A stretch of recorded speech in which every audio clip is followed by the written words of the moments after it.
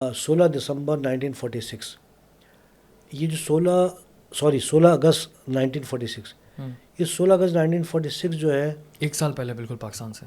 ہاں 1 سال پہلے، یہ وہ تاریخ ہے یا وہ واقعہ ہے کہ جو قائم پاکستان کی بنیاد بنا. اچھا. جی، یعنی پاکستان کبھی بھی نہیں بنتا کہ اگر یہ جو وقت آیا. معاملہ یہ تھا کہ انہوں نے آل انڈیا مسلم لیگ نے انہوں نے ڈائریکٹ ایکشن ڈے منایا کہ جی ہمیں اپنے مطالبے پورے کرنے ہیں، ہمیں اپنی ڈیمانڈس پوری کرنی ہے.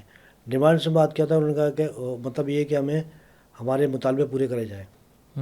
اب مطالبے پورے کرنے کے لیے جب انہوں نے ڈائریکشن ڈے کا اعلان کیا، خاص طور پہ بنگال کے سہروردی صاحب نے اور دیگر لوگوں نے، مسلم لیگ کی لیڈرشپ نے، تو کولکتہ میں اور نوک علی ایک جگہ ہے وہاں ہندو مسلم فساد ہو گیا وہ. اور وہ اتنا شدید ہوا کہ 2 دن میں وہاں پر کوئی تو کہتا ہے 10,000، کوئی کہتا ہے 20,000، کوئی کہتا ہے 50,000. اتنے لوگ ہندو اور مسلمان دونوں مارے گئے، اور اتنے مارے گئے کہ روڈ پہ لاشیں پڑی تھیں.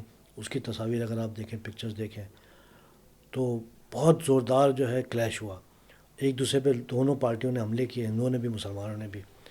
یہ جب نیوز ملی لارڈ ماؤنٹ بیٹن کو تو وہ بڑے پریشان. مطلب یہ اب کیریکٹر آتا ہے ہمارا لارڈ ماؤنٹ بیٹن. جی لارڈ ماؤنٹ بیٹن تو بہت بڑا کردار ہے، کیونکہ لارڈ ماؤنٹ بیٹن کی جو بیگم صاحبہ تھیں، وہ جو تھیں وہ معشوقہ تھیں پنڈت جواہر لال نہرو کی. کہتے ہیں یہ بات، آئی ڈونٹ نو اس میں کتنی سچائی ہے.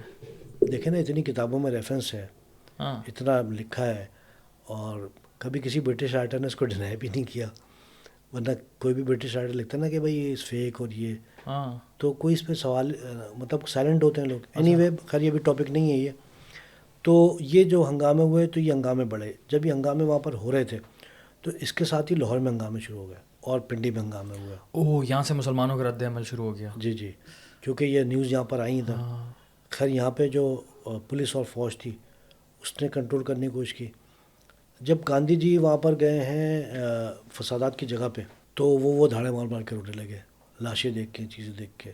اچھا، اس دور میں جو میں اپنا مشاہدہ پیش کرتا ہوں میں، اور اکثر لوگوں سے بیان کرتا ہوں میں، کہ قائد اعظم محمد جناح اور لیاقت علی خان، جو میں نے کہا کہ 1936 سے جب یہ دونوں ایک ہوئے، تو ان کے ذہن میں پلان تھا کہ ہمیں پاکستان کن جگہوں پہ بنانا ہے. صحیح ہے. سندھ، بلوچستان، NWFP جو آج خیبر پختونخوا ہے، پنجاب ہے اور بنگال ہے، ان کے دماغ میں بالکل کلیئر تھا یہ. اب آپ یہ دیکھیں کہ 1946 میں جب فسادات ہوئے تو قائد اعظم محمد جناح نے وہاں سے جو بہار کے مسلم تھے ان کو پاکستان کراچی موو کرایا، اور وہ لوگ کراچی موو کرایا. جی پاکستان بننے سے پہلے. پاکستان بننے سے پہلے. کتنے بہاری؟ کہتے تو اس وقت تقریباً 1,000 خاندان ہیں.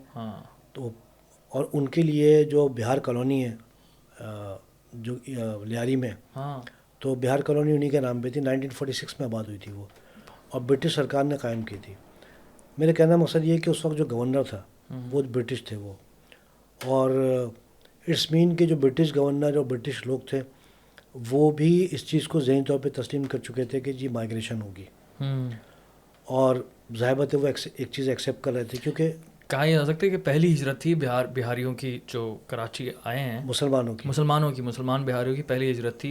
اس کے بعد مطلب یہ ایک طرح سے کہ ایکسپیریمنٹ تھا کہ یہ کیسا ہو سکتا ہے، اور یہ ہجرت کامیاب ہوئی. اور اس کے بعد پھر جو ہے نا کامیاب تو ہونی تھی، کیونکہ جب پاکستان بن رہا تھا 1940 میں، جب یہ قرارداد ہوئی، جب آگے موومنٹ چلنا شروع ہوئی ہے، تو اخبار میں آرٹیکلز، ایڈیٹوریل نیوز اور ڈبیٹ شروع ہو گئی کہ بھئی اگر یہ پاکستان بنے گا، پرپوز پاکستان بنے گا، تو پھر کیا مائیگریشن بھی ہوگی کیا؟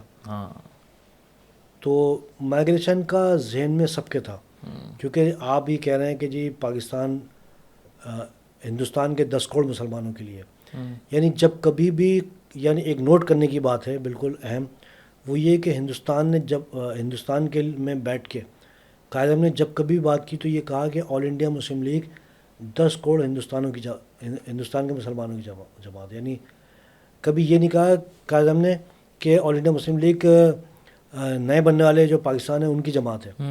یعنی قائد اعظم نے ہمیشہ یہ کہا کبھی بھی، یعنی جب کبھی بھی آپ شامل ہوئے ہیں 1913 میں شامل ہوئے ہیں 1913 سے 1947 تک آپ کا کنٹینیو بیان یہ ہوتا تھا کہ all India Muslim league Hindustan کے مسلمانوں کی جماعت ہے. جب ایک فگر آ گیا کہ جی 10 کروڑ مسلمان ہیں اس موجودہ پاکستان میں، موجودہ بنگلہ دیش میں اور موجودہ انڈیا میں، جب 10 کروڑ کا فگر آ گیا تو قائد اعظم 1942 کے بعد ہمیشہ کہتے تھے کہ all India Muslim League 10 crore مسلمانوں کی ترجمانی کرتی ہے. صحیح.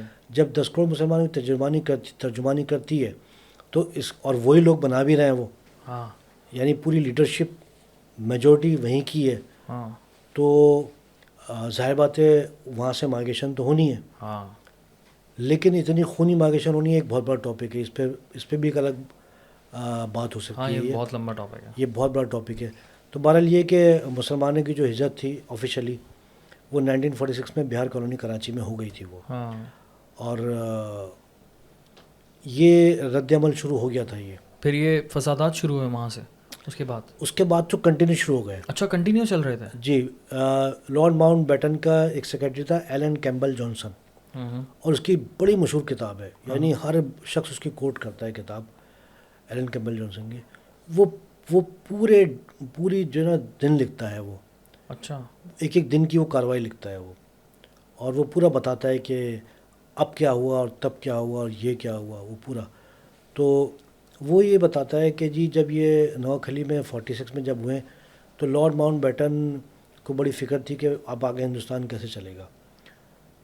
تو قائد اعظم کی جب ملاقات ہوئی تھی لارڈ ماؤنٹ بیٹن سے، اور جب یہ بہار کے جب فسادات ہوئے مسلمانوں کے ساتھ، تو قائد اعظم نے کہا کہ آپ نے دیکھ لی کہ کیا ہو رہا ہے بہار کے اندر، اب بتائیں کہ کیا اس طرح رہا جا سکتا ہے، اور کیا اس طرح مسلمان یا ہندو ساتھ رہ سکتا ہے، اور کیا اس طرح ہندوستان چل سکتا ہے. تو لارڈ ماؤنٹ بیٹن کے پاس کوئی جواب نہیں تھا، کیونکہ وہ بہت زیادہ اسپریڈ کر گئے تھے وہ. تو پاکستان کبھی بھی نہیں بنتا اگر بہار کے فسادات نہ ہوتے.